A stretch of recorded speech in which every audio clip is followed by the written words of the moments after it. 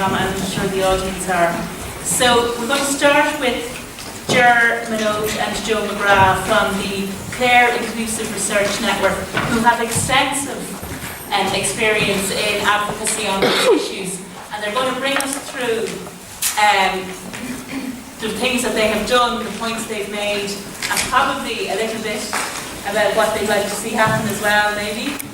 Okay? Yeah, so gentlemen, over to you. Thank you.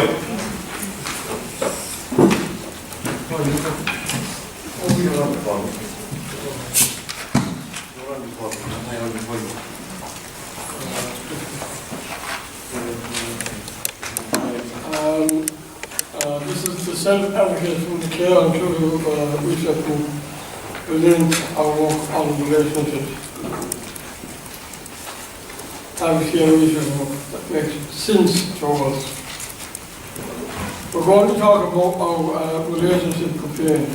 We're going to tell you about our work in Dredd, our relationship and support story, our consultation work with the Law Reform Commission, and on the private member bill for capital support to repeal the Sexual Offences Act 1993, our publication, media and confidence presentation. They are tracking the changes we show our being affected. My name is Joseph Dredd. I come from a farming background in Dredd County Clare. I am a committee member of the National Platform of Self-Advocates, and I was the first chairperson of it when it was set up. I have been an advocate for over 25 years, and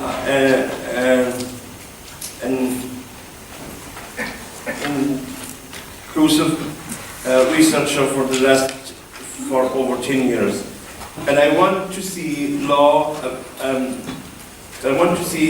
the law about our relationships change. I am Ger Minogue, as well known. I'm the founding member of the Clare Inclusive Research Group and the National Inclusive Research Network. I have been doing research studies, books, and articles on advocacy for women's jobs and relationships since 2006. I am really passionate, on repealing the 1993 Criminal Law Sexual Offences Act. I want to see the UN Convention ratified.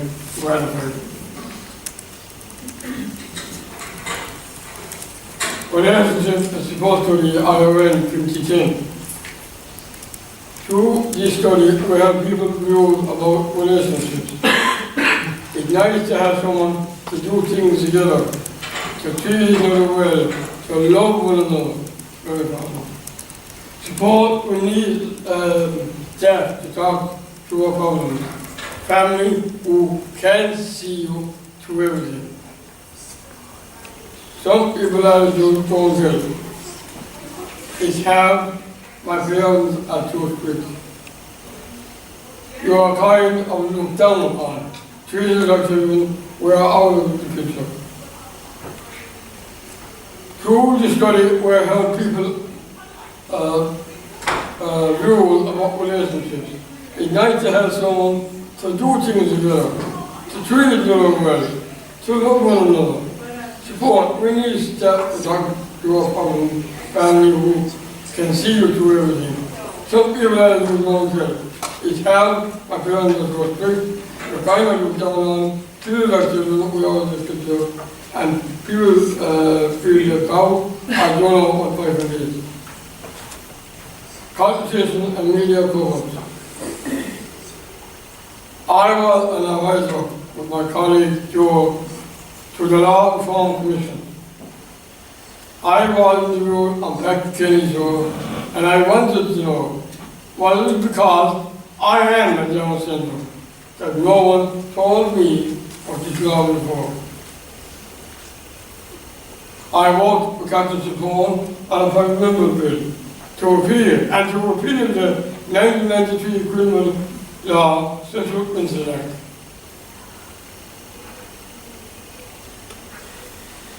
The Law Reform Commission. The Law Reform Commission asked our views about the relationships law in 2011. And we said, no one told us about this law.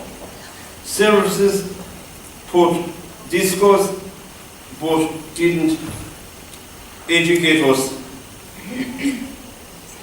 And we need the law explained in plain words.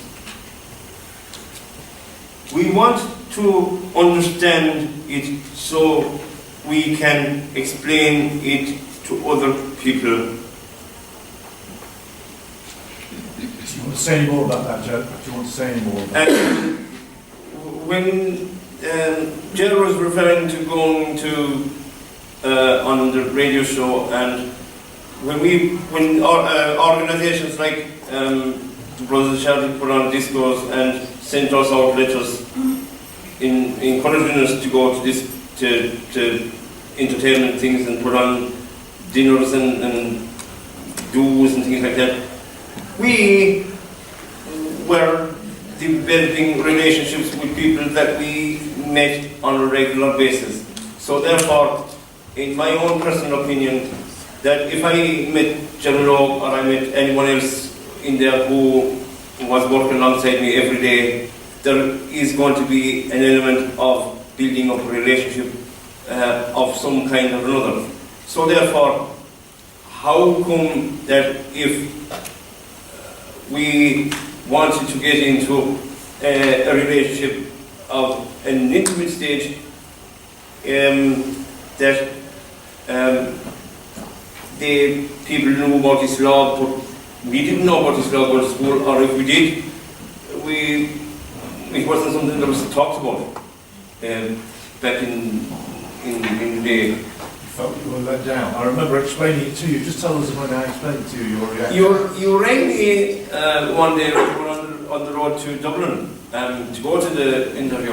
Actually, my first reaction was I actually left you on the phone because going up trying to explain the Sexual Offences Act to a radio station and the most difficult subject to talk about for anybody, able-bodied or a person with a disability. You had no idea what reaction was going to be on after that interview or the process during that interview, because Jared would start laughing, anything could happen, words that you want to say come out wrong and everything turned upside down. And you didn't know that there was a law, I mean, that was the point. I didn't know.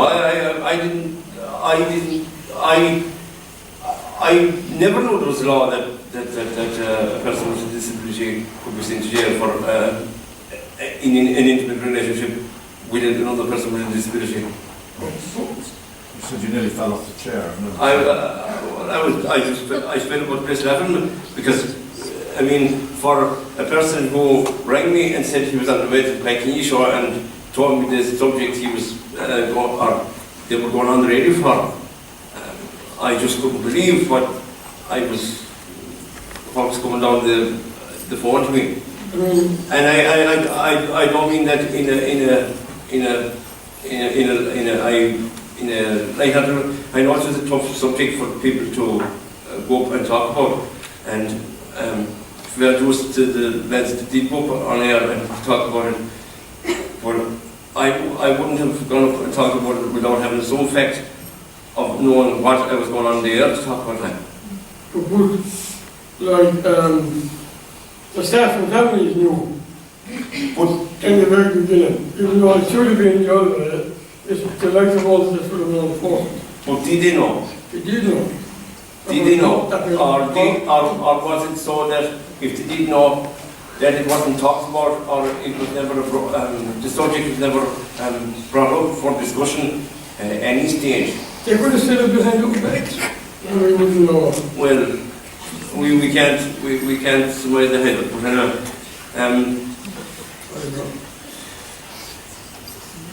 The Law Reform Commission, written submission. Afterwards, there was their report. We responded to on the three headings we called for respect for crisis and our relationships and education to help us understand in Intimacy. intimacy, marriage and relationships. Access to law is hard to understand. The language is the barrier. Equality. A personal law is not right and is against the UN Convention on Disability Rights, and that shouldn't be the case. Okay. Publication, sexuality and relationships, which we wrote in an article in, and relationships in the lives of people with intellectual disabilities. Study Standing in My Shoes, Jessica Kingsley, 2015. I would have broken the law many times.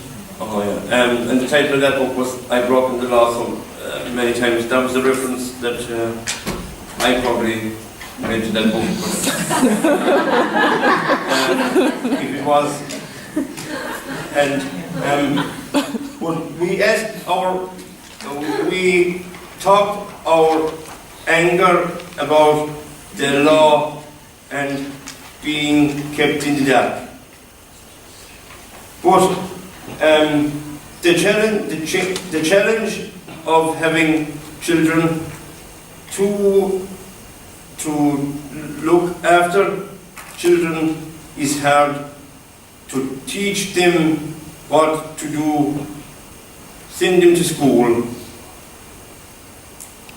and the challenge for support services, they may be afraid of losing their jobs or being seen as helpful people, help people to law.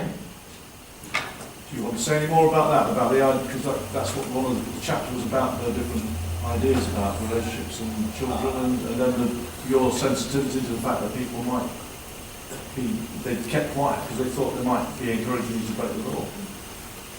Well, if they kept quiet, it's probably they didn't know how to bring up the subject on intimate relationships with other people who have intellectual disability.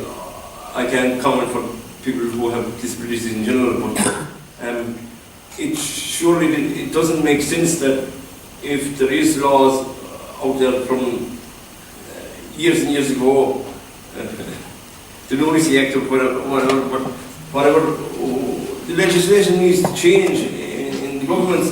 There must be, the people that we elect must be afraid to change the laws, and even though they're probably well educated, but they're afraid of their lives to go bringing the world into our island, into the modern day world of how people live. Moving on there now. Okay, John. Our job has been our dear line and get people talking, leaving home. We use stories from our day about people's experience to make drama and just raise awareness and get people talking. You will inform the audience joined in and our dear release. The first play was No Kissing, based on a real story of a couple caught kissing on a campus. The girl had to leave the service, their relationship completely broke down. Our second play, Leaving Home, or Mom, I love you, but I want to be with my girl. And that was based on someone trying to leave home to live with their girlfriend. That's where the girls came in, and that's how we got some difficulties into that. So we used He gets into trouble with his mother, which is also worker on the garden. That's all I'm going to say there. All he then expects him to leave them alone. They've got their own life to lead, she said.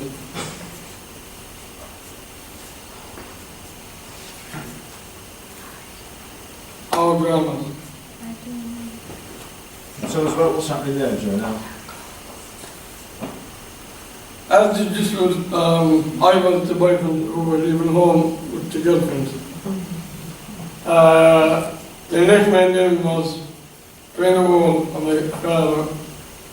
It's not the same as a real father now. Not a real, but real.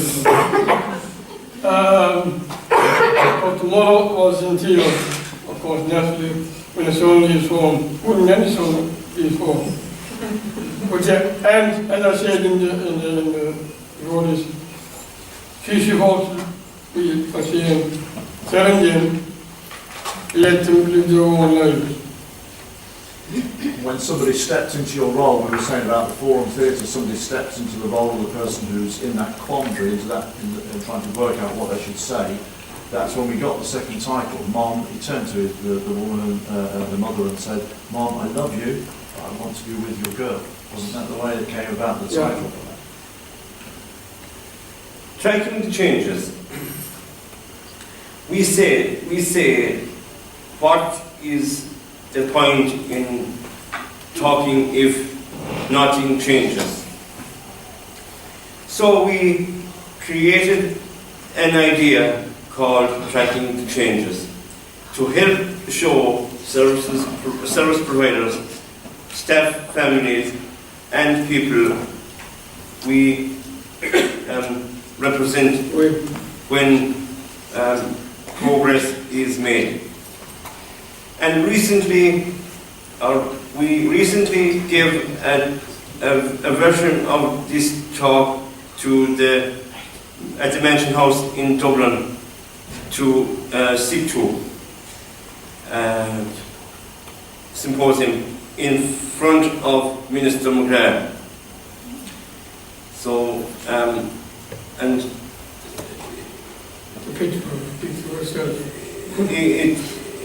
like having to go and talk to the minister and talk to people who are working in services belonging to that union was a great achievement for Jill and myself, because I work for the Irish Seed Service Association, and I've been working for them for the last 17 years, and I have that to talk to people who are members of that union above in SIG2. I'm hoping that each time Ger or a member of the Inclusive Research Group gave a presentation, that changes will be taken seriously from people like Ger and myself, and other people who follow us in our footsteps when we retire from public life, so that people don't rely on hopefully that our presentations to everybody hasn't fallen on deaf ears above in governments and people who are helping to change the law or laws. The tracking the changes relationships. Our relationship in the first study, 2009, said people felt that we were treated like children. We walk on dramas, no kissing, leaving home. Mom, I love you, but I want to be with my girl. As you already just seen. We were asked to talk to the Law Reform Commission. Okay. We worked on constituency form by a member bill to repeal the 1993 criminal law which makes relationships between people with learning disability illegal. And as you can see, Brendan and Ola, who was at the conference last year, and they went, at that stage they were announcing that they got married at the press release. I can't show you How's that got there? it's difficult to be taken seriously, so we organise our own pre-dating events at Jason Mill. We ran a national conference where love was the main theme, and we interviewed married couples with a learning disability, just explaining that they are the same people. Now, the amazing part is, to repeal of the 1993 Act is passing into law. And thankfully it's been so long before.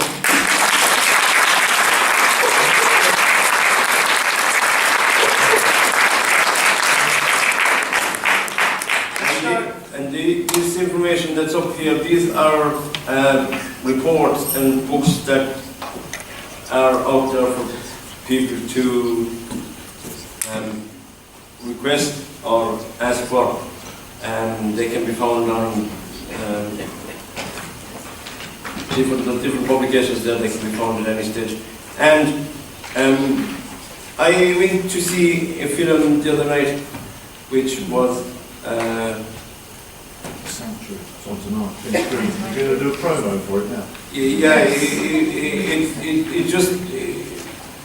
was the best drama that I've ever seen in a long time, talking about difficult that difficult subject that we're talking about today, and how my own opinion on that is, how did I'd like to find out how the actors and the people who made that program feel after it, and has their perception of each other changed after taking part in that particular drama.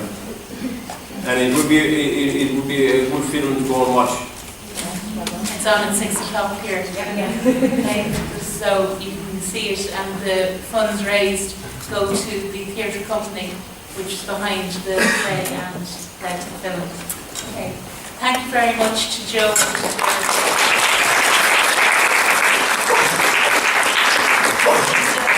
I'm now going to move on to Gillian Leno, who joins us from the UK, and she is a sexuality and relationships educator, writer, advocate, researcher. She works practically with young people on these issues, but also develops resources, and I think there'll be a lot of people here today really interested in this area, because resources, where do we find things, is always something I hear about, and there are people looking for new ideas and ways of doing things. So, over to you.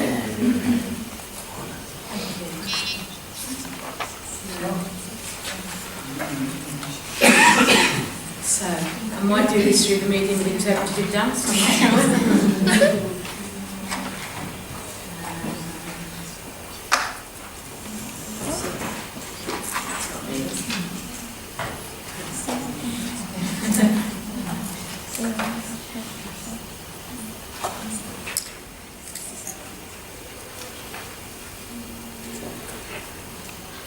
There I am. There you are, yes.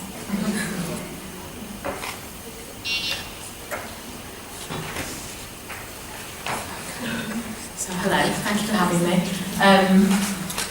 So, as Susie was saying, I'm a full-time sex and relationships teacher, and I work in a specialist college in Birmingham. We work with young people 16 to 25 who've got a wide range of complex needs.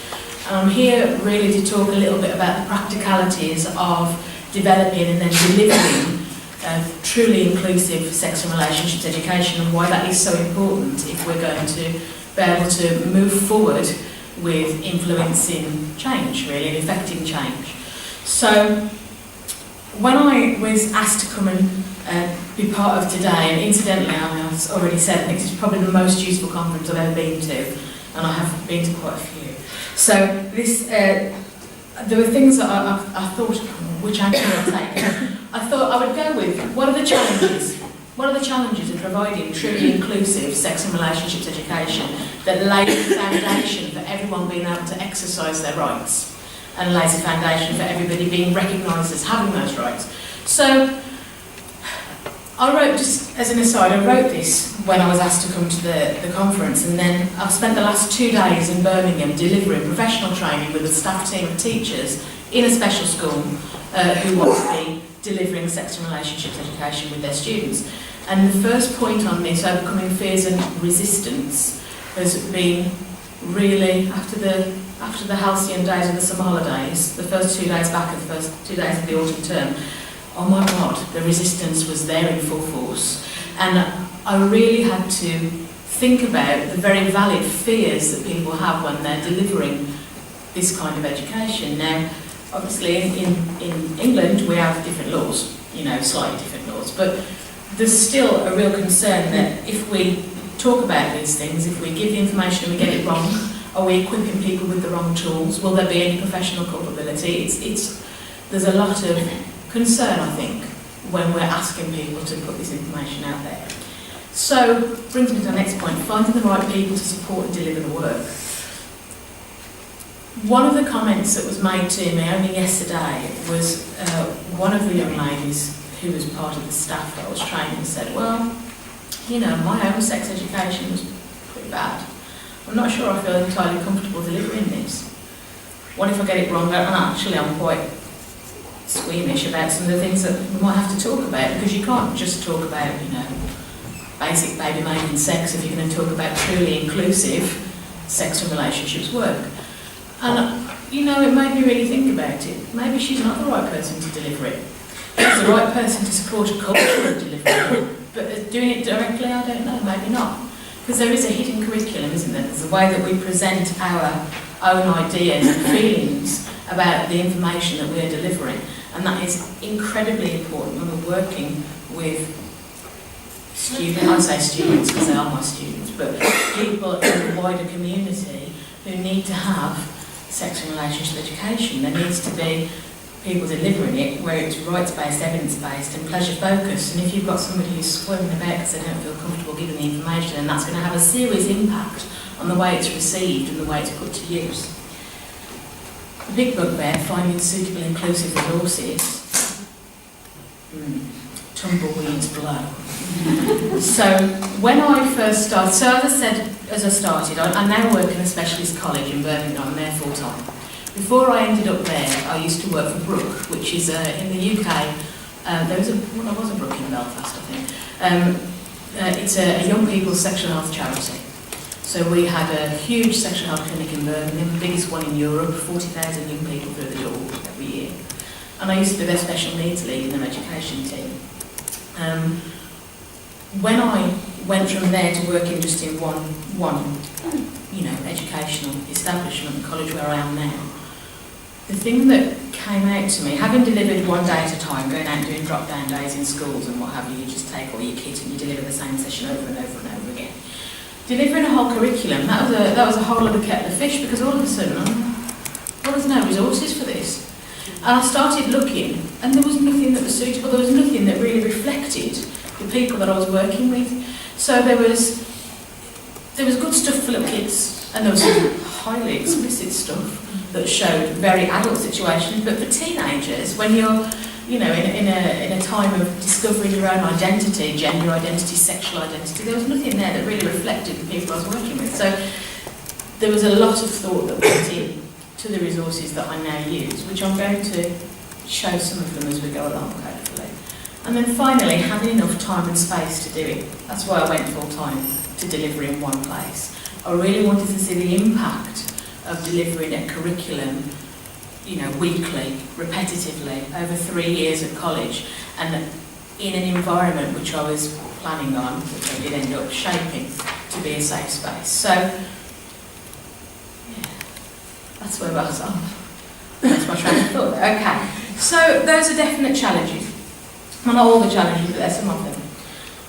I would say the main one is going to be the fears and concerns, not of the people on the receiving end, but the people who have to facilitate this education. So what are the main ones? Well, corporate and personal responsibility. So I think, and I think this has been borne out by the conversations we've had this morning, that there is a significant fear about the implications of giving too much information, or giving the wrong information, or maybe being complicit in aiding and abetting a sexual offence. Now, in the UK we have the Sexual Offences Act, we mentioned it this morning. One of the sections of the Sexual Offences Act, which I always talk about with teachers when I'm delivering it, is that actually you won't be prosecuted for aiding or abetting a sexual offence if you are working to protect the emotional, mental or physical safety of a vulnerable person or child. Now, I'm our safeguarding, one of our safeguarding team at the college, and I would argue that every bit of information that you give about safe and appropriate and positive sexual and social expression is safeguarding. That's proactive safeguarding. It's a kind of safeguarding that we should be doing, because it's a kind of safeguarding that empowers people. It's a kind of safeguarding that allows people to participate, which is what we should be trying to facilitate for everybody. And this isn't just about people with learning disabilities. This is everyone that needs sex and relationships education. I realise that I'm a little bit biased, but I do think it's the most important thing you can learn. Because, and I have to say that, I apologise if there's any other academics in the room who have different ideas. But I don't want to blow your subjects out the park here. But you know what? No one's going to arrest you if you get your English wrong, are they? Okay. So being able to take part in the wider community, having your independence, that is directly underpinned by having the ability to express yourself in a way that is positive, safe, happy, healthy, not impinging on anybody's, ability to consent or join in themselves. We talked a lot about consent this morning, and I don't think that we can expect to have any kind of, effective equal consent if people aren't being given the same equal information with the same equal access to it. So there is that concern really when we're thinking about responsibility and culpability for information that's being given. Operating within the law, that's exactly what I mean. So one of the questions that I'm often asked when I'm delivering professional training is, well, how do we explain something without getting into trouble for it? Well, the thing is, you have to explain things, you can't not explain them. I had a question, how rude am I allowed to be? Maybe nobody tweaked this bit. So yesterday, I was asked a perfectly reasonable question by a teacher who said, okay, this is all well and good, but we're teaching teenagers here. Well, they're young people. So what do I do if they ask me why somebody might give and or receive a blowjob? Well, that's a perfectly reasonable question. I think I'd want to know why if I haven't quite got my head around the whole thing. And he said, well, how do I explain that? How do I explain that? How do I explain that without getting into trouble? I'm like, well, what are you going to do to explain it?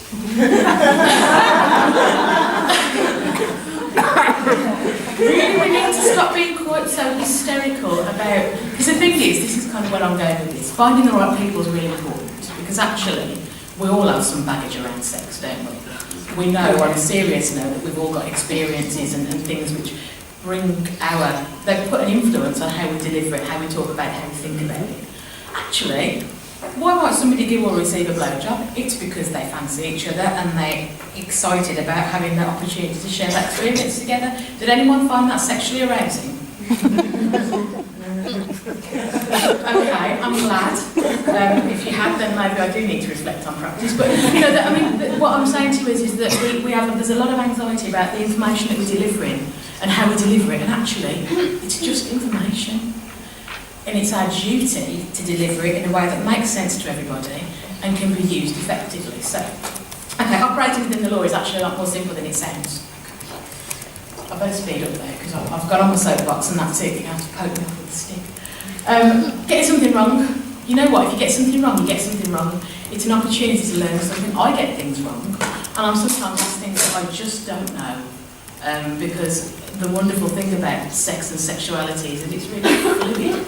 You know, our understanding of it shifts as we grow older, as we have different experiences. Sometimes people ask me things and I haven't got a quick answer. That's fine. Embarrassment. I think now this is a key point. I think if you are somebody who is dreadfully embarrassed about talking about sex, you know what? Maybe you're not the person to do it. Maybe you're not the person to facilitate that piece of information. And you know what? That's fine. So like I said earlier, as long as you are facilitating the culture in which people are able to go and speak to somebody else about it, as long as you're supporting your colleagues, that's okay. Being embarrassed is just having some integrity about your practice. I haven't got a problem with embarrassment. Okay, so what does good sex and relationships education do? It does all these things, I think. It improves our sexual and social interactions because it gives you a vocabulary to talk about things in a framework of pleasure and a framework of enjoyment and equality. It helps you to develop your self-esteem and your resilience and confidence, because if you're able to talk about these complex issues and communicate properly about them on an even footing with your peers, with your lovers, with your friends, with the people in your wider community, that's a big deal. It helps to develop capacity for consent, however we want to express it. Because what it does is it puts us all on an equal footing. If we've got different information to each other, then we can't possibly consent to the same things, can we? Supports our independence, because we're the best one in the world. If you don't know all the rules about social expression, you can't go and join in with everybody else, can you? And by that, we hold people back. Sex and relationships education, if it's not done properly, it's not done at all, stops people from achieving their independence. And actually, you know what? I've been working in special schools for a long time. I can't think of a single one that hasn't got in its mission statement, let's promote independence. Well, it seems very backward to me that if that is the case, why isn't this being included as a standard part of education? Provides a bit of quality and autonomy. Autonomy over your body and how you feel about your body is a really important thing. Do you have any agency over it? Do you have to have intimate care from somebody that you don't know? Are you on a timetable for using the loo? You know, these are realities for the students that I work with, some of them. So actually having an understanding of a different way that your body works is a really big deal. Ooh, oh, there we go. And finally, this sounds like a sweeping statement that makes sexual and relationships education solve all the problems of the world. But actually, it does this by giving a vocabulary. You cannot make a disclosure about something that's happening if you don't have the words to make the disclosure. And earlier this morning, there was a lady who I meant to speak at lunchtime, and I can't see it. But she talked about, she mentioned the idea of protection and using this very overprotective, fear-based language, and that is how we talk about sex and relationships. Not just with people with learning disabilities, with everybody. We talk about sex and relationships like something that's going to kill you. You know, don't sleep with somebody, they'll take advantage of you. Don't get pregnant, don't catch a disease. Oh my God, don't do this, don't do that, it's really bad. You know, sex is bad, don't do it till you're 35. You know, all these things. And actually, what happens when you do that? You just exclude people from being able to speak up and say, do you know what, that didn't go so well for me, and I need some help. It's like when we were talking about Ronnie maybe going on his travels and losing his wallet, and how the difference would have been for him and for, is it? Yeah. So how the difference would be, well, that's proof that you couldn't do it properly. We are so quick to judge people who have learning disabilities that if their relationship doesn't go 100%, someone gets to leave campus because they've been kissing, somebody gets evicted from their home because they've had a falling out with somebody. We put fear on the agenda rather than equality if we fail to do this properly. So, this is one of the images from the Change picture bank that I use. I don't know if people have ever come across it. If you haven't, quick plug for Change. They do great picture banks for social stories, which are just the right level of sexy and adult, but also inclusive enough for younger adults as well. Okay, so your delivery then. Your delivery's got to be sex positive. I don't mean that you have to lunge into the room clutching a copy of The Joy of Sex and some videos. I mean that the way that we talk about sex has to be from a positive place. It's not something that's shameful or deadly or risky. It's not something that's going to kill you. Hopefully. You know, we talk about sex as being a chosen, life-affirming, positive activity that actually everybody can choose to be engaging with if they've got the right information and they can make a choice for themselves. You've got to be confident in it. It has to be evidence-based. There is no room for biased sex education because all that does is it rubs out all the good work you've done. It puts everybody back on an uneven footing. Somebody's got to be fairly experienced if they're talking about it, and if they're not experienced, they've got to be confident enough to say, do you know what, I need to get the answer for you, and we'll talk about it. It has to be diverse. I cannot stress this enough that people with learning disabilities are just as likely to be gay, lesbian, transgender, non-binary, gender fluid as anybody else. In fact, more likely to have that as part of their sexual identity or gender identity and not have the words for it. We have to be observant and inclusive in our practice. There has to be an opportunity for questions and discussion.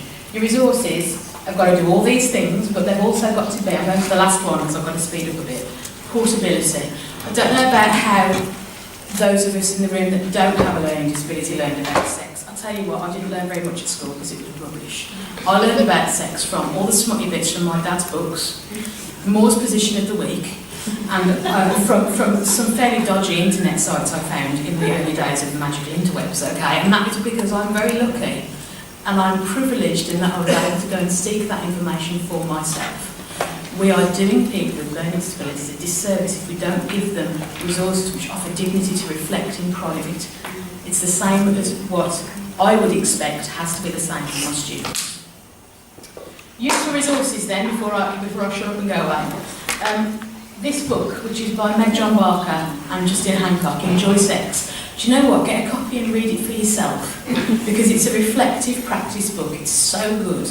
It's really made me think about inclusive practice. Scope, for whom I'm also one of their panel people, they do a lot of work around disability and sexuality, and I'd urge you to have a little look on their website. And finally, the FPA Pleasure, now sadly defunct website, is still archived and has some great stuff on there for when you're thinking about resources. Incidentally, I'm really happy to forward any of this stuff on if you want to find me on Twitter and ask me for it. I'll send you the slides. Your setting has got to be all of these things. I've got to go really fast now. Okay. So, private, safe, neutral, not in the corridor. You know, not necessarily one-to-one, but somewhere where somebody can ask questions and feel that they are being accepted. It also has to be accessible. So don't put it somewhere where not everyone can get in. That's not cool because it just puts people out of the picture. Okay, so some outcomes. I've been at my college now for 10 years, and this is what I've discovered. There's an improved sense of confidence in staff and students. I know this because we do a survey every term, and we ask questions about how they feel about talking about sex and sexual expression, and it is going up consistently. Students are more likely to identify when they've been at risk. How do I know this? Because I keep records on why people come to see me, because I also do one-to-one counselling work. There's a higher rate of access to service. Again, we keep a note of how people are going to access sexual health services, and it's still going up.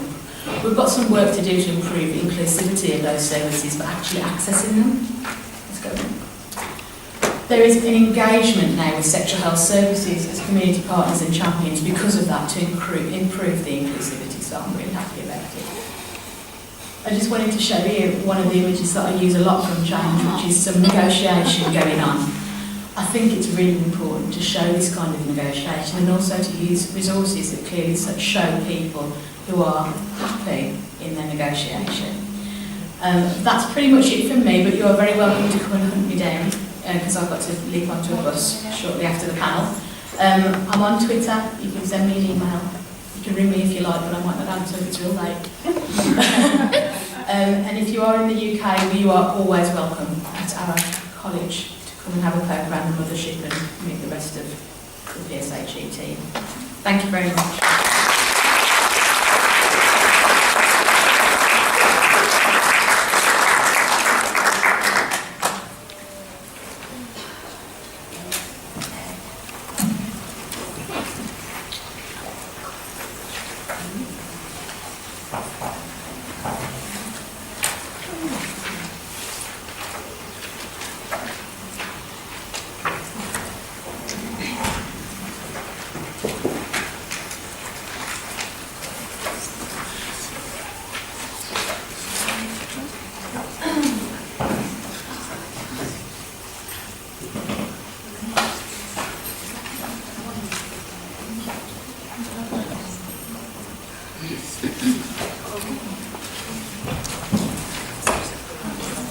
Okay, thanks very much, Gillian, and we're moving swiftly on to Selena Bonney, who has been involved for, well, it says here 25 years, could be longer than that, isn't it? Yeah, in disability rights activism in Ireland, and also in terms of developing one of the very few, I think, Irish-based pieces of research around sexual citizenship, around looking at disability and sexuality. And Selena works in the area of disability access and local government with South Dublin County Council. So Selena, over to you to talk about your work and some ideas on where we're going on the area of sexual citizenship. Thank you. Thanks, Lizzie. I'll try to remember to press the clicker. First of all, to say, yeah, I work for South Dublin County Council as their Access and Equality Officer, and they were very good. They've given me the time to actually come here today. But just to say, I'm speaking from my other life, my academic life and my personal life. I'm not speaking from the council's voice. So just to say that, you know, the council doesn't have any real in this area. But I'm very lucky to have supported the employer who's so committed to access and equality. So what I'm going to do is, I haven't used one of these before, so please bear with me. I'm kind of going to look at under 5 A's. The first two headings, very quickly at the historical context. I'm not going to go into too much detail. And the right to being a sexual being, the right to expressing your sexuality. Again, I'm not going to spend too much time on that, because I know the morning has gone a lot into kind of right. Just to kind of put things in context. And then we'll look at the challenges to achieving sexual freedom or sexual citizenship, the bigger picture and the way forward. I'm always one for the way forward. No point in just talking about where things are at. We have to have a goal. We have to be always moving forward, even if it's only a teeny bit at a time. So one quote that I think really resonates with me is from Anne Finger. She's in the US. And she said in her book in 1992, sexuality is often the source of our deepest repression, but it's also often the source of our deepest pain. I think that's very true, because for so many years we've been focused on fighting for our public rights, our right to housing and transport and education and employment, but their private rights that really have languished. And it's lovely. We're finally, over the last maybe 10, 15 years or so, really starting to pick that up and acknowledge that's a really important part of who we are as well. So just from a historical point of view, I would break down to 4 key impacts on where we are now. First of all, obviously, the medical model. We're looking at disabled people as a medical issue, a dependent model. For example, as from Shakespeare and as colleagues said, a medical tragedy model predominates, whereby disabled people are defined by deficit, and sexuality is either not a problem because it's not an issue, or it is an issue and it's seen as a problem. And I think that kind of sums up part of the impact that it's seen from a medical or dependent model has had. And of course, I know others have mentioned about this kind of treating disabled people as more childlike or infantilization, as the big word would be. So just kind of focusing on that, the issue of people being sterilized or given contraceptives without their knowledge, being prevented from having fulfilling relations, preventing pregnancy, and rather than informing, enabling, and facilitating people. And what you're doing, rather than doing that, just seeing it as a problem to be dealt with, and even not consulting with the disabled person themselves. And historically, that was very prevalent, but unfortunately, in the 21st century, there are still a lot of issues, and here's even down to the fact of the legislation that we're trying to repeal at the moment. These issues still exist. The strong, historically, particularly in Ireland, the strong religious influence, because of course a lot of the kind of special schools, hospitals, institutions were run by religious orders. And so this is kind of religious influence that, don't sex, actually, don't talk about that. And then, of course, I'm seeing disabled people as dependent and not as individual kind of empowered people. But I did some research in 2002 in the area of facilitated sexual expression, which I'll talk a little bit about in a few moments. And one of the people who participated in my research, she had been raised in an institution, and when I talked to her about sexuality and sexual expression, she said there was never any education in terms of sexuality. The one thing in the institution was that there were the female wards and the male wards, and we never really got to see each other except at school or maybe across the corridor. But it was this whole issue of kind of keep them apart, don't mention it, kind of sexuality, just avoid the issue completely. And then the fourth was the focus on fixing people, unnecessary medical intervention, totally focusing on what needs to be, because that disabled people as a medical problem to be solved. And Penny Booth when talking about her life a number of years ago, when she said, during my teenage years, attempts were made to normalise me. Surgery and drugs, the doctors hoped would fix my deformed body. Drab clothes would deal with my quiet rebelliousness, or so various social folk believed. But she's always been a very strong, independent. She's been active in this punk movement. So it was always kind of just keep her, as kind of fix her and keep her quiet as possible. So I'm moving towards achieving sexual citizenship. I'm not going to go into the legislation, but what I just wanted to kind of show here is there's a lot of focus now on the UN Convention and the need for Ireland to ratify it and all the work that the different need to be done to make each article a reality. But we've been on this journey for a long time. Other pieces of legislation have come before, and bit by bit, they've acknowledged sexuality, relationships, parenthood-related issues as they've gone on. So we've been slowly getting there, but we're really kind of getting closer now to where we need to be. So I just wanted to acknowledge that. But where I'm coming from, what I'm very interested in is the area of sexual citizenship and achieving that. And then the goal of society in which diverse people can take responsibility for their own sexual lives. So I said this kind of thing to what you were saying about giving people the skills and the tools and the knowledge to run their own lives, make their own decisions, and also to acknowledge that one size does not fit all. Each disabled person is not kind of heterosexual or kind of one gender or people. We're just people, and people have different facets, different sides to their identity, not just one side.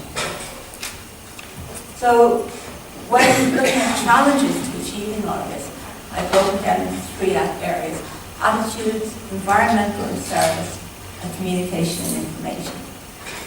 In relation to attitudes, the first one I looked at was the whole issue of advertising, and charity advertising and other advertising, and how disempowering the images are that are used of disabled people, or how disabled people are completely omitted from the images altogether. A very recent example I would give of that would be at the moment on TV, there is an ad for Always Ultra feminine hygiene product, and it shows all different women in all different areas of life, and not one of those women is you would look at and go, what is a disabled woman? Now I know people have hidden impairments, and I acknowledge that, of course, but I think it was a hugely missed opportunity to show a woman as when I talk about a sexual being, I'm not just talking about sex. Just maybe dressing how you like to dress, a bit of slap, just playing whatever, but just expressing yourself how you want to do it. And I just I think it goes completely against the message they were trying to give. And somebody needs to kind of put in their advertising department. Road traffic advertising, trying to prevent accidents, trying to prevent unsafe driving. I find that whole area is so maddening because it's, with most of the ads you see, it's very clear what they're saying is that become a disabled person is worse than death. If you look at the outcomes that they're portraying, particularly in the Crashed Lives ad campaign from 2007 to 2008. So very good. Now I know it's important for people to drive safely, but not at the price of the dignity and independence of disabled people.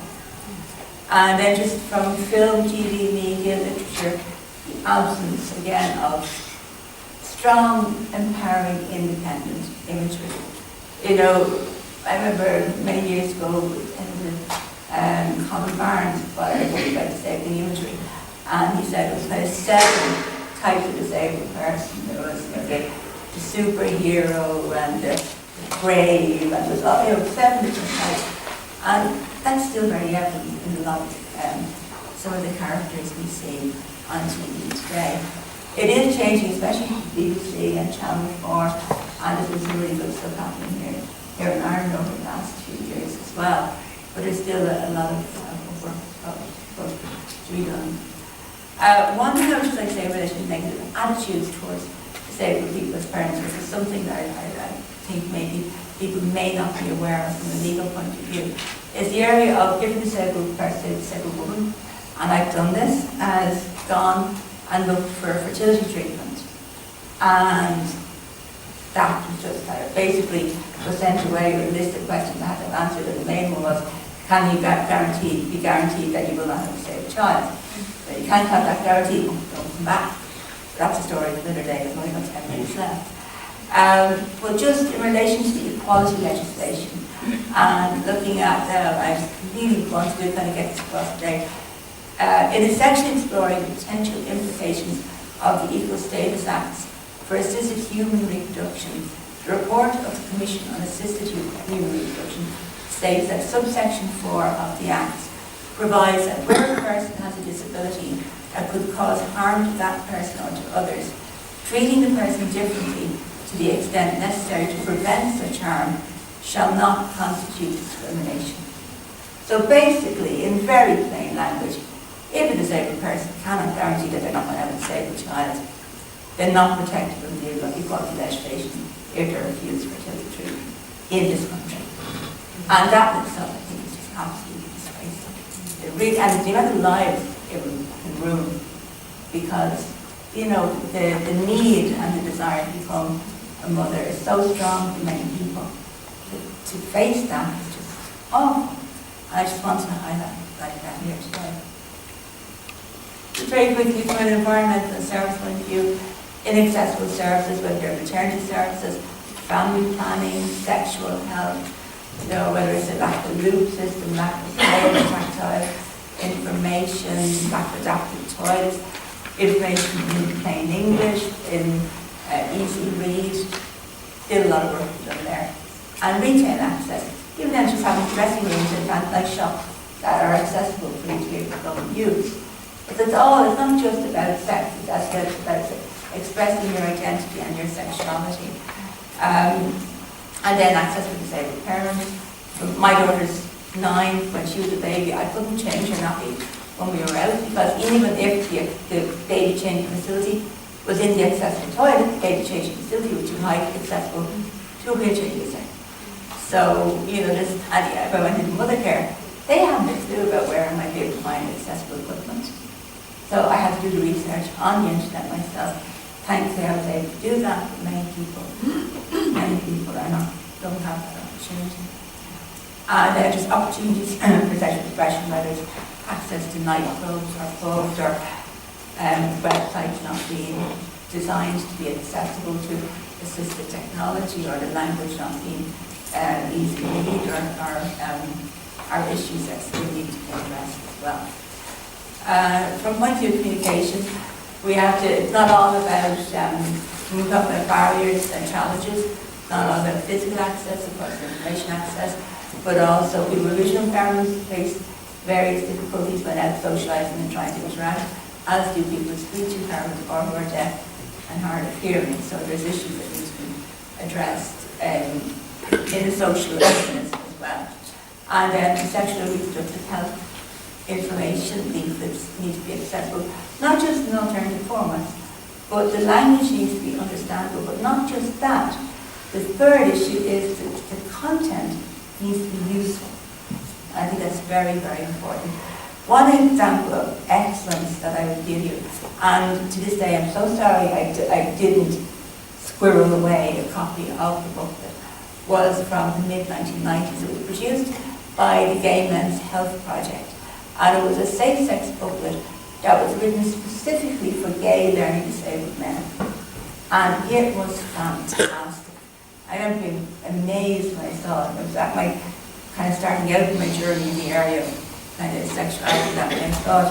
And I'm so sorry that I cannot find a copy of it, but it really was an example of excellence.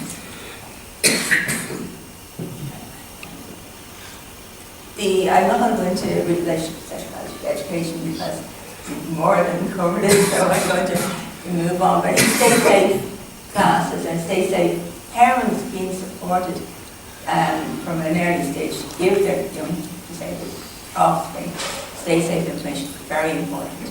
Because if you're so used to the medical profession examining you, that how are you going to learn to know what's appropriate touch and inappropriate touch if you're not given the information? I've mentioned about resources needing to be appropriate as well. In my PowerPoint, which I'm happy for anyone to have a copy of, I just include a copy of a chart in a book called The Baby Challenge that lists contraception, lists impairments, and talks about contraindications and what might be suitable and what might not be. It's old, but it's interesting to get a people what could be, for example, what could be. Bigger picture, moving forward, there are three main widely big debates out there at the moment. There are the devotees, surrogates, and facilitated expression. Devotees is primarily disabled women, non-disabled men specifically desiring disabled women only, and they're called devotees. The debate is that exploitation? And then coming from disabled women, they're saying, well, actually, why is that exploitation that we should be more desirable than non-disabled women? So there's a couple of different debates going on around that issue. Surrogates, that's in relation to sexual surrogates. I would have an issue with it because it's medicalising disabled people's sexual experiences. Because you're basically, if this is a service prescribed by a psychiatrist, and then you're sent to the surrogate. But having said that, if somebody's living in enforced celibacy and has mental health difficulties and needs the support, fine. But I do think it shouldn't be a first resort. And then for facilitation, but basically, if your impairment is so significant that you need assistance with daily living, whether it's feeding or dressing or washing, but perhaps you also might need facilitate assistance with sexual expression. So that's what the area of facilitated sexual expression is. Very quickly, just going to show you a couple of pictures, but I know we're very stuck for time. Moving forward, positive examples, models of diversity. Check it on Twitter, some really interesting stuff happening. Tactile Minds was a Braille adult book designed by Lisa Murphy. Sensity is a movement coming from the Netherlands. They come in and they bring like a sense floor. It's all to do with meeting everybody's different sense needs. An amazing, incredible night out. You can never get to one of the sensitive, you'll never forget it. And Intimate Encounters, a travelling exhibition originated in Australia by Belinda Mason. And I'm going to show you, I won't put all these, if you have the PowerPoint, you'll be able to check. These are just different resources, different things that have happened over the years. If you Google any of them, you'll be able to deal with three things. If you want to read more about the various issues, Sexual Politics and Disability from 1992, Tom Shakespeare and his colleagues. Sex and Disability, Politics, Identity and Access, that was from 2010. And then an Irish book written about sexuality in Ireland that came from two professors in UCC, Sexualities and Irish Society. And these books, they're not big academic texts. So that's one reason why I do actually suggested these dip in and out of them, and they're really quite interesting. One book I would highlight was Desires to be Born from Penny Pepper. Came out, was kind of inspired by around the whole time of kind of 50 Shades and everything. It's a load of short stories, and it's really interesting reading. It's all the same characters within it. Very, very good. A couple of pictures I'm just going to show you before I shut up. This is an example from Tactile Minds.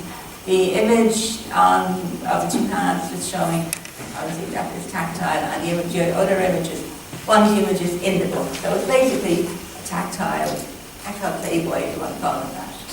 I don't know about the square head, but anyway. Intimate Encounters was the exhibition with 40 pictures and then people's stories with the pictures. And this first picture is called United We Sit. This is Little Devil. You might recognize this man, it's actually Tom Shakespeare, whom you've probably read various things from. These are one's called Domestic and the other was Anne Thomas.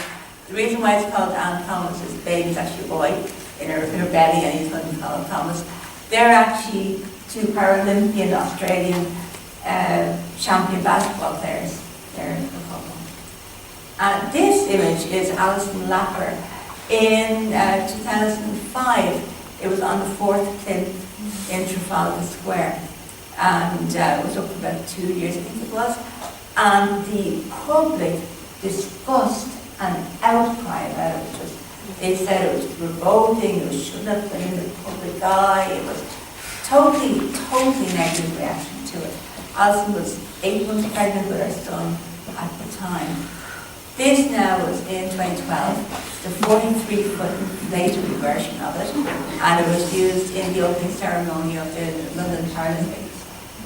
Totally opposite reaction to it, completely positive, which is interesting to see over the kind of, what was it, 7 years, a shift in society and in perceptions. And just finding a way forward. I like a plan, I like a map. Of course, the convention should be ratified there for a little later, goes without saying. Research looking at the impact of family caring on disabled people needs to be undertaken. I have been told there is a plethora of research on the impact of family caring on the carer. I cannot find research on the impact on the actual caree, on the disabled person. And what impact does that have on the sense of self and sexuality? If it's your family that's dealing with your intimate care. Relationship and sexuality education needs to be more widespread, needs to be more appropriate, more inclusive.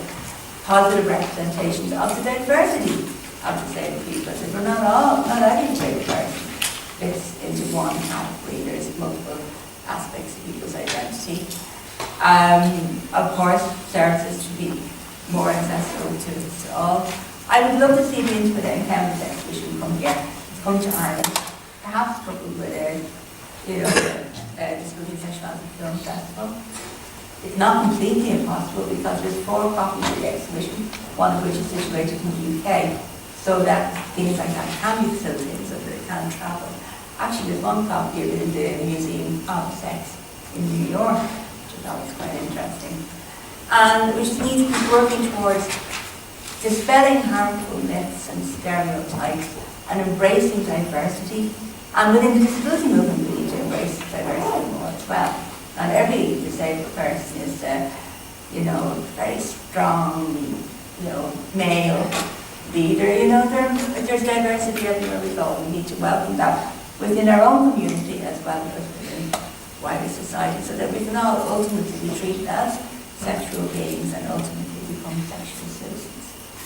And just to finish on a positive note, I love this quote from Mitch Tepper, based in Australia. Pleasure is an affirmation of life. Pleasure adds meaning to our lives. Sexual pleasure is particularly powerful in making one feel alive. It is he said anecdote, I think more antidote, however, to pain, both physical and emotional.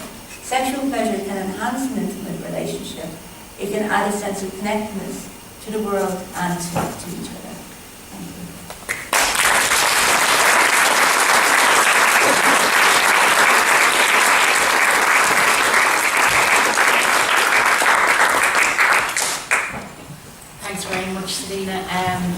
there's a lot there that reminds me of things that I was involved with 20 odd years ago and wondering how far we come. I was coming up here from the train station on my mobility scooter coming up to the hotel last night. There's an ad in the window of TK Maxx that I personally want to throw a stone at, which is an image, it's a charity image from a leading charity, disability service provider who's in alliance with TK Maxx, and the image of a disabled person as charity model reigns so strong in Irish society, and I'll be visiting the window on the way home, not to desperate to take a photo and shame the organisation. But yeah, there's a lot there. I'm just thinking of, there were efforts to do a lot of work around LGBT issues in sexuality, which were difficult to, the National Disability Authority did research, but didn't take any of the actions. I mean, and even it's 21 years since the Commission, the report of the Commission on the rights of people with disability, and most of that book and those reports could still be implemented today if we looked at that, and there's a section on sexuality. And I think the point that you're making is that it affects so many areas of our life, around how we are viewed as disabled people, and issues around capacity, consent, imagery, perception affect all disabled people, whether they need assistance with their sexuality, assistance in decision making or not. In my practice as an advocate, I get contacted by people for assistance who have no difficulty in telling people what they want, but are still precluded in accessing things. And they have the education, they have the support, but they still aren't able to, be active in terms of exploring their sexuality or their citizenship as somebody, someone in Ireland. Okay, I'm going to open the floor to questions and comments, because I'm sure there's a lot that people want to react to from those three presentations. Now we are joined by Magella Jordan and Lorraine Mahon, who are going to deliver some messages to us and talk about some of the issues. And they have a very innovative style, so I'm actually, because I don't want to ruin the surprise, so I just want to hand it over to you two fine women. And take it away. Okay? Welcome to the Lunchtime News for the Centre for Disability and Law here in NUIG. My name is Lorraine Mahon and her name is Magella Jordan. On today's news there is a lot of love in the air in the town of Rathroy. Radio Television, you're watching RT1.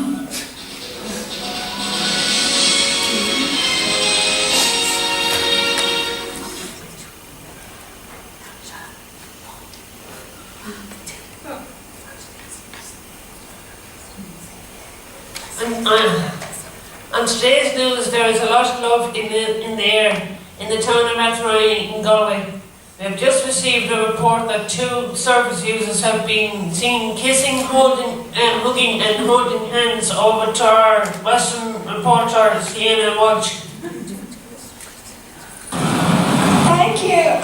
I'm here in Athenry and yes, the settings are true. If you look behind me, 2 service users are walking, holding hands around the town. And you can just see now he has just kissed her. And both seem to be enjoying it. And why not? There is no law broken here. It is everyone's right to kiss and hug the people they trust and love. Kind of fancy finding a man myself. I'm Sienna Walsh in Athenry and think I'd stay around and meet a few locals for more research. To studio. Thank you, Sienna, for that report. There is no law broken. Everyone has the right to love the people they want to. We live in 2017, not 1916. News just in Galway City, a man has just proposed to a woman. Over to our Galway reporter, Mary Connolly. My name is Mary Connolly. Hello and welcome to Galway City. You are just in time, as I'm happy to report that right behind live on air, a proposal between two service users is about to happen. How exciting! Let's see if we can get closer. I love you, Kinana. Yes! Let's go speak to the newly engaged couple. Congratulations to you both. How do you feel? Excited! I love him. Oh my God! And for the ship for our wedding party. Thank you, brother. Oh, that's all from Galway City. Congratulations to the happy couple. Back to you in studio. Thank you for that report, Mary. We wish the happy couple years of happiness. Thank goodness we are no longer living in the dark ages, and that two services can now get married. News just coming into us. We have learned that service users in Galway are learning about relationships, personal development and sexual education. Over to our Galway reporter Aoife for this report. My name is Aoife Anglo from Gort in Sproul. The service users are learning about sex and relationships. Let's go in and find out what they learned.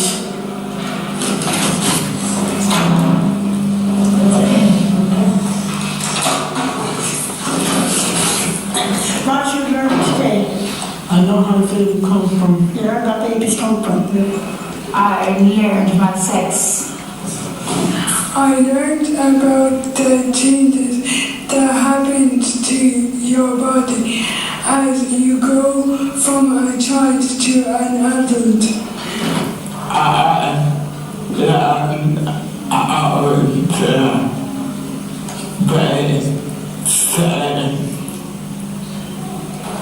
I learned how to say no to you. This is my body and I'm in control. I learned the meaning of a woman and a man's private parts. I learned how to save. Can you tell me about the course? Yes, I can. Here in the Brothers Charity, we believe that everyone has the right to an education around relationship. Service users learn about being safe and assertive, life cycles and body changes, the different types of relationships and sex. If we didn't run these courses, service users would learn about this subject from television, soaps or films. Back to your studio. Thank you for that report. In years gone by, people did not get any education around these subjects. So glad that it is happening now in 2017. Finally, our Galway reporters Michael Sullivan and Georgie Devanna are talking to an expert in law and human rights over to the Centre for Disability and Law in the University of Galway. My name is Michael Sullivan. Talk to Eleanor Finn. Relationships and sex. We walk to joy. I research the rights of people with disabilities and I teach students here at the university in Galway. So on the issue about whether people can have relationships, I've done some work with different politicians and with different people with disabilities about how we would like to change the law on that issue. The first thing we need to do is get rid of a law that is only about people with disabilities, and that's what we have right now. We have one law for people with disabilities and a different law for everybody else, and I don't think that's fair. So I think we should have the same law for everybody, and we want to make sure that the new law will be fair to everyone and will treat all people equally. Instead of have kiss, sex, and relationships. So the first thing is that it's not against the law for people to kiss. That's really important, that people don't feel like they're breaking the law if they kiss. And there is a law that says if a person has sex with a person with an intellectual disability, in certain situations that will be against the law if the person is not capable of living independently, and they're not capable of protecting themselves against being exploited or being treated badly by other people. No, it's not against the law to be in a relationship. So if two people are in love and they want to have sex with each other, my advice would be that people make sure that the other person understands and agrees to have sex with them, and that everyone should be talking about it and should understand what they're doing when they agree to have sex. Thank you very much. You're welcome. Thank you, Elder Flynn. You're welcome. Over to you, Teresa Melvin.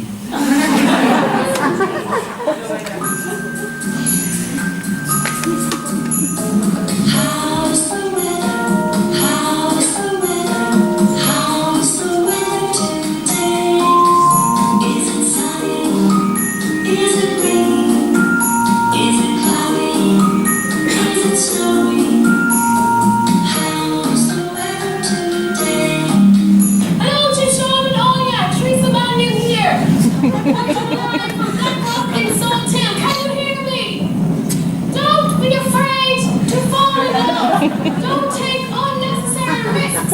Most importantly, be safe. Live the lives that you choose. Make our government change the law. And please, please don't swim in the sea.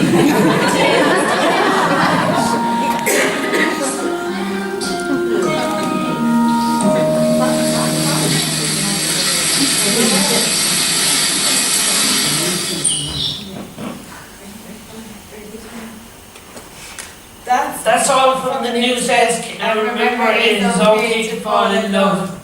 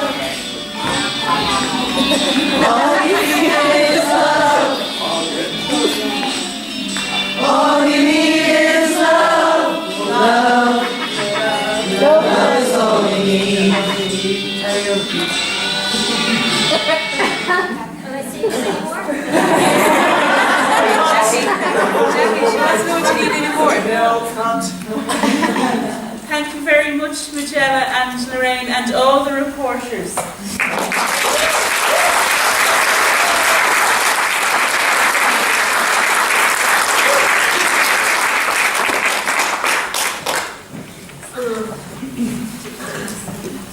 Well, we're coming towards the end of what I think has been a really productive day, and I want to thank everyone who's been part of it for making it such a success.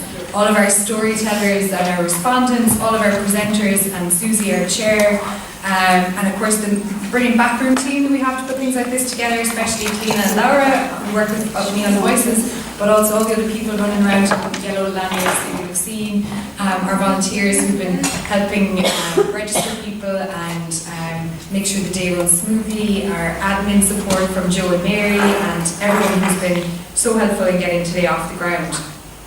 Just some thoughts that have come to me from hearing the discussions so far. I think I've heard very clearly that while law is often the problem or one of the problems, it's not necessarily the solution to things, and that's something for us to think about. And not to say we shouldn't fix the law, because we should where it's discriminatory, but it seems like, for at least from our storytellers' experiences, the things that are stopping them from doing what they want really aren't the law, it's other people's attitudes, which might be reflected in the law sometimes, but it's really not the law itself that's stopping people from having their freedom. I was really struck in thinking about when Sinead was talking and others, that it's not just disabled people who the Irish state has, or any state has tried to control and repress the sexuality and sexual expression of. Many groups have experienced that kind of oppression. Historically, we've talked earlier today as well about things like the Magdalene women, and there's others in our society who still experience this to this day, including disabled people, and particularly perhaps people with intellectual disability. Some of the words that struck me from the stories were, we're all just people, we're all the same, we all want the same things. And when you look at the detail of what both Ronnie and Maria were talking about, what people are asking for is so small. You know, people are asking for such basic things. It's so heartbreaking that so many barriers are put in their way to achieve that. I really appreciate, and I think we all have to acknowledge how privileged we are to listen to the stories which were told with such honesty and integrity. And I really heard the message as well, particularly from our last panel discussion from Selena and others, that disability should be part of the diversity that we think about when we talk about sex, but it's often overlooked, and sexuality and sexual expression. And I'm also reminded that we only talked about, obviously, Ronnie and Maria's stories today. There are many more stories out there, and we'd love to hear about them in the Voices Project, and we need to start talking more about them if we want things to change.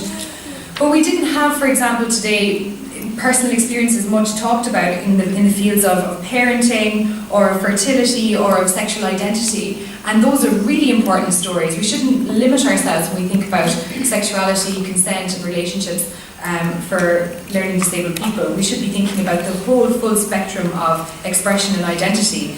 And I think that's often forgotten about. Maybe we've started to talk about the very basic or ordinary things, but we've talked about sex a bit, we've talked about marriage, but we haven't really talked about all the other things that we could be talking about.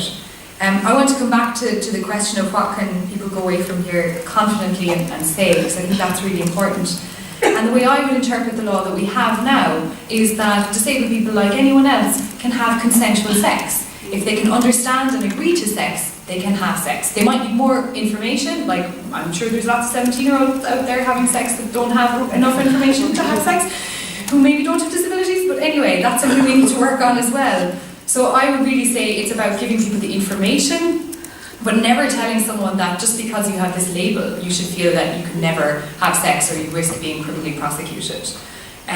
Because I don't think that's what the law says. I mean, even though there is, and I'd be very critical of there being a separate law at all that applies to disabled people, I still think that it's about, at the heart of it, consent and understanding. If people have agreed consensually to have sex, I don't see how anyone would be prosecuted for that. I imagine, and I know it's happened, and when you talked about the drama and things like that, and the guards being called, that it's often like, it's not the people themselves that think that any problem is happening, but somebody else outside of the couple gets wind of it and is like, oh, hang on now, this could be against the law, and then they involve other people.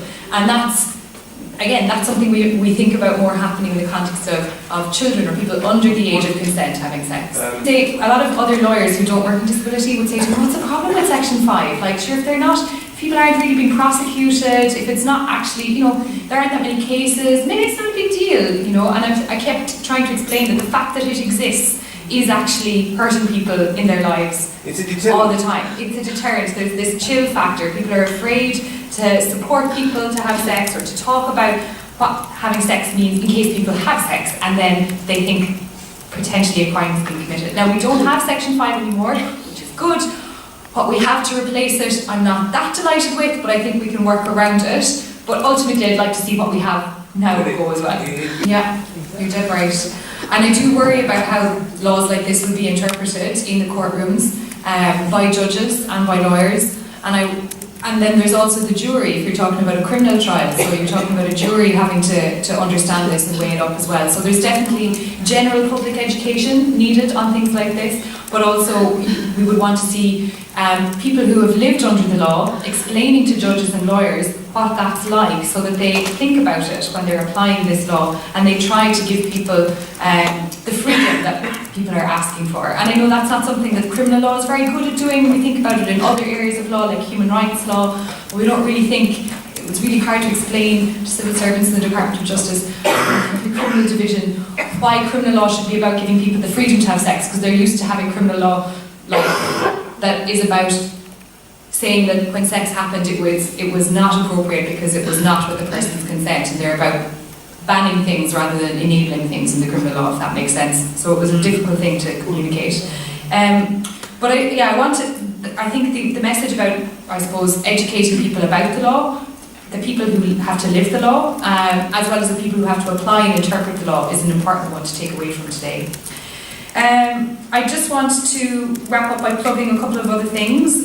First of all, obviously Sanctuary, we've talked about it a good bit today, but the film is going to be shown at 6 o'clock in here, and there are still tickets available if anyone hasn't got one and they want to come along, and there will be refreshments started from 5 o'clock before the film, and it's amazing. Those of you who've seen it, I think, have already said that, but it's really, really cool. But what else was I going to plug? Sanctuary is on at 6. You've heard a lot about the book today, so the book for Voices is coming out next year. In November, the 22nd of November, we will be, I have to ask Keena for everything. I said yesterday, Keena's my external hard drive, I need to check where the information is.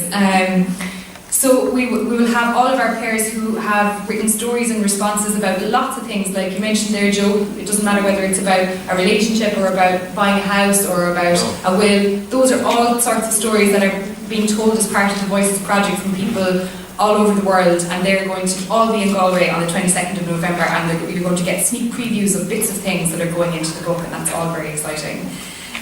So once again, if you have a story or you have an experience or you're interested in following up from what's happening today, keep an eye on our website, ercvoices.com. All the presentations from today and all of the recordings from today will be uploaded over the next couple of weeks. And please do come back on the 22nd of November and see the rest of our storytellers in action for their final workshop together. And thank you so much for being here today, and thanks to everyone.